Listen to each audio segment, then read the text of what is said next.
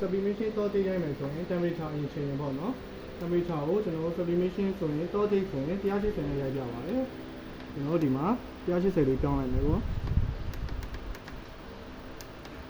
temperature လေးက timer လေးကတော့120ထားပါမယ်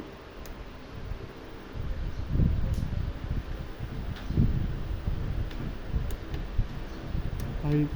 ခုလိုထားပြီးသွားပြီပေါ့နော်ကျွန်တော်တို့ပြီးရင်တော့ဒီကောင်လေးက sublimation paper နဲ့ကျွန်တော်တို့ key chain လေးကိုတွဲရည်ဘူကန်တိတ်လေးနဲ့ဖက်ထားဖြစ်ပါတယ်။ညီဦးဆောင်အောက်ကတော့ဟိုဒီလေးခံလိုက်ပေါ့နော်ဘူကန်လေးစားလေးပြီးရင်ဒီတိုင်းလေးထားရမယ်။ပြီးရင်အပေါ်ကနေပြီးတော့ဒါလေးတစ်ဆက်ပြန်ခံလိုက်ရပေါ့နော်။ဒီက temperature 180ပြည့်ရင်ရိုက်ချလို့ရပါပြီ။အဲ့မှာ120အထိရိုက်ရမယ်ပေါ့နော်။ပြီးရင်အလန်းလေးလာမယ်။လမ်းလေးရလာရင်ဒါတစ်ခုပြီးသွားပါပြီ။